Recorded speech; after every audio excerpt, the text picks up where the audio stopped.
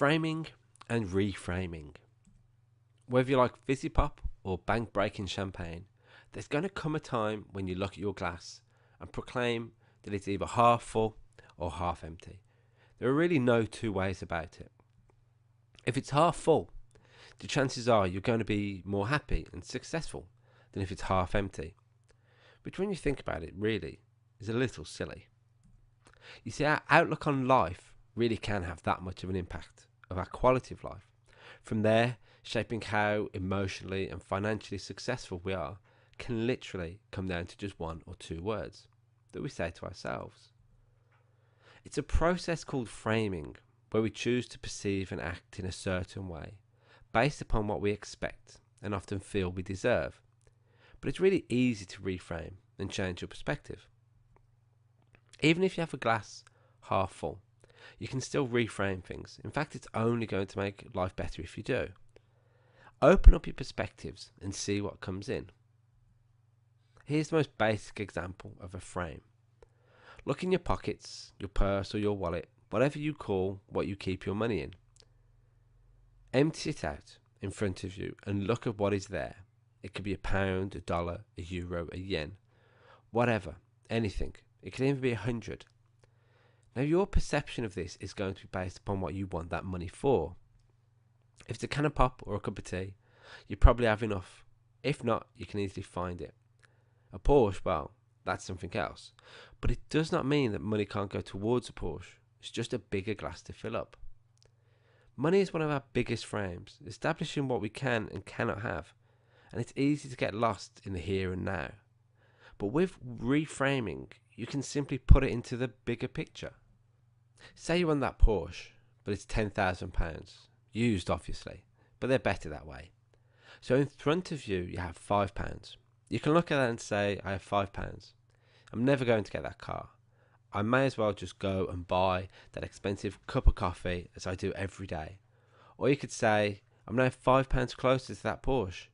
If you repeat that every day, at the end of the week, you're either no closer to that car and your money's literally ended up down the sewer, or you could be £35 closer. Repeat that every week, and yes, it's going to take you nearly 6 years to save up that £10,000. But just think, in only a few years, with a little careful framing of a small handful of change, well, that can lead to a nice car. Think about what you could buy in a year just by looking after your money. Over £1,800. So even though right now you only have a bit of shrapnel in front of you, that may not be enough to buy a bag of crisps. It can be put to become a part of something bigger if you choose. Another way of framing and reframing is one of my favourite activities, because it does include a little vandalism. If you take a piece of paper and just take a pen and jab a hole right in the middle. Now hold that hole up to your face so you can see through it, just about. Look around the room you're in, or go outside, look across the street or up to the sky or down to your feet, and see how little you can see when you're simply looking out through a small hole in a piece of paper. Basically, a small frame. Now, when you take that paper away and the whole world floods in, and the potential of what you couldn't see or chose not to focus on comes rolling in. Let's consider the way language plays a really powerful role in affecting your perception and frames in the negative. This is one of my favourites, and I call it the but, and even though. It's took me nearly 18 months to get this into my system, so it's now a natural part of my vocabulary. So, but.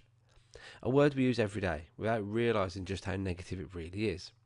You see, when you use the word but, what you're essentially doing is negating everything that came before it, even if the experience could be a positive one. Once you say but, it becomes just not that great. Let's add but into a few sentences and see how it looks. I want to go shopping tomorrow, but it's raining today. You were really good, but you could do better. It was really exciting, but I'm here now. You know what? I could really succeed at that, but. Notice how it sounds and how it feels. So this time, let's run through the same questions, but this time, instead of a negative but, let's go with a neutral and. You may notice here that and doesn't really have any feeling associated with it, neither negative or positive. It's just a linking word. I want to go shopping tomorrow, and it's raining today. You were really good, and you could do better. It was really exciting, and I'm here now. You know what? I could really succeed at that and. So even though we've only changed one word in each sentence, it's safe to say that the whole emphasis has changed, hasn't it? Especially on number 2. You were really good and you could do better. That sounds a million times better than the word but. This time, let's add even though into the equation and see what just including a positive framing word has on those sentences. I want to go shopping tomorrow, even though it's raining today. You were really good, even though you could do better. It was really exciting, even though I'm here now.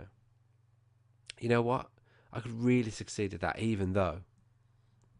Now, wow, what a difference that makes. It completely changes the sentence to one with such positive opportunity associated with it. It's the ring of opportunity and things that you could achieve, even though you're listening to this now. As you can see, though some sentences work better than others, it was really exciting, even though I'm here now. Could be better, but it is important to have real examples that don't 100% work. So you can see that sometimes it will need a little extra work to change the perception. You must excuse me. The previous sentence, it should have been could be better, even though. It's important to have real examples that don't 100% work, so you can see that sometimes it will need a little extra work to change the perception. See how that works? Changing our view of the world is difficult. Even something simple like changing the word but to even though in your go-to vocabulary is a challenge which has honestly taken me 18 months to get into the habit of. However, it is worth it. However is also a great replacement for but. Can you think of any others? When you start changing your frames and you choose to take control, you can implement massive change. Here are a few popular negative frames that people unfortunately carry around with them as baggage. People never listen to me. Now, okay, this is a situation I've been in more than once. I have a big mouth and can occasionally speak faster than my brain can operate. But really, never? That's a big statement. You'll find that negative frames are often big, grand overstatements. I'm never going to be able to do that again, and things always go wrong for me. Even though it may feel that way at the time, you cannot let past experiences negatively influence your future, even if people don't listen to you. If that's true, ask yourself, why don't they listen? And what can you do to make them? Quick tip. The answer isn't speak louder. Tried it, failed. Things go wrong all the time, and in fact the most successful people have often made the biggest mistakes. They just haven't allowed it to become a problem. It's an even though instead of a but. A lot of our frames are built upon past experiences and those of others around us. However, as every day is different, we must at least agree that all our options are flexible and can be affected simply by being more confident and optimistic. Do you consider yourself to be a lucky person or an unlucky person? Actual research and university studies have been carried out into this and the luck factor. The results have often come down to this simple fact. Lucky people believe they are lucky and act lucky. They'll take more calculated chances and are often more open to try things, keeping their eyes open to see what they can learn and achieve. Unlucky people, you guessed it, believe they're unlucky, so they don't take chances, at least not sensible ones. Unlucky people believe they're unlucky, so they don't see their opportunities. They don't grasp opportunities, and because of that, they don't achieve the success of the so-called lucky people. Be realistic about your expectations. When it comes to framing, do not overstretch and get disappointed. Here's a great negative statement that yes, I've used myself. Anyone can do what I do. Could they? Ask yourself what you do. Ask it again and again. You'll find you have hundreds of unique skills and abilities that yes, some of which anyone could do. Like opening a door. Some a lot of people could do. Maybe you can sing. I can't, so that's one up on me. Then there are the things truly unique to you. Your sense of humour is unique. Your attitude to life, even negative, is unique.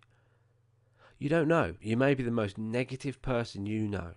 It's an achievement, one to be proud of maybe. But maybe then you might not be so negative anymore. When you reframe something, it's a good idea to just take a step back and look at the situation.